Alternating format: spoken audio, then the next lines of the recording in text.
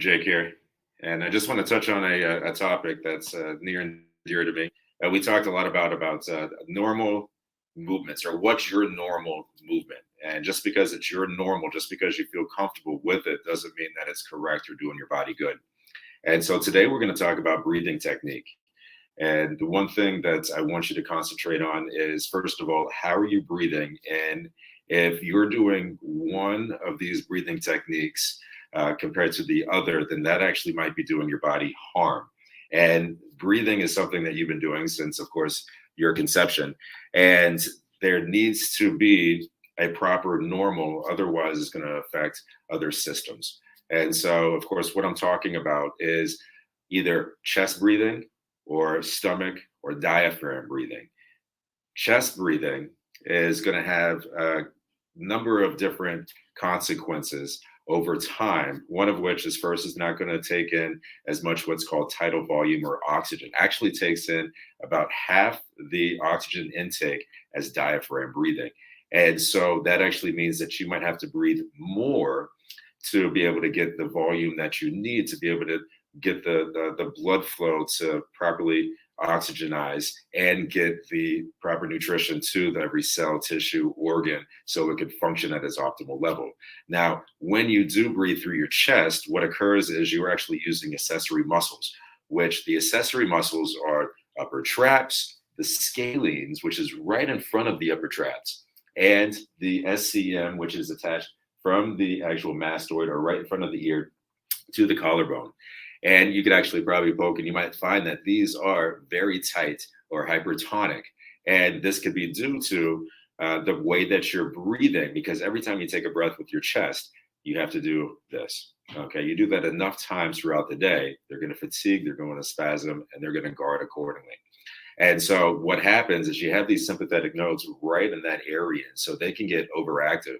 And now you have stimulated the fight or flight system of your body, and it's in overdrive. And so this is going to cause anxiety, jitterness, and fatigue over time, because your fight or flight should not be stimulated constantly. So the way to change this is start thinking of diaphragm breathing. So diaphragm breathing means that your stomach goes out every time you take a inhale, and the abdomen contracts and brings the stomach back in when you exhale. What that allows you to do is that diaphragm actually enters your abdomen or your stomach, goes down, increases the capacity for the lungs to expand, taking in more oxygen. And then when you exhale, it allows that forceful breath to be taken out, expelling CO2.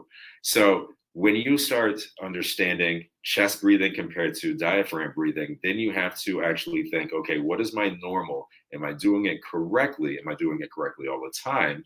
And how do I make that change? So first thing is we're going to over exaggerate. I'm going to turn so you can see this. And when I take a breath through my stomach itself,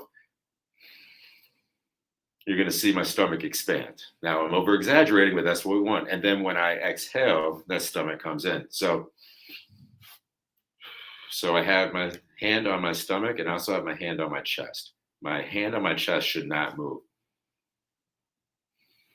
And you could do this standing up and also laying down, because this could also affect sleep. If your normal is chest breathing, then guess what you're doing in your sleep? Exactly. You're using your accessory muscles, which is going to limit your tidal volume, and you're not going to get the capacity or the quality of sleep that you need. So next time when you actually start thinking about how your mood is, how you're operating on a day-to-day basis, whenever you're fatigued, instead of going in hyperdrive and letting that create anxiety, just change the way you breathe and practice this technique until it becomes your new normal. And we'll discuss even more, but this is a great start to change your everyday life and quality of life. Guys, I love you. I'll see you soon. Have a wonderful day.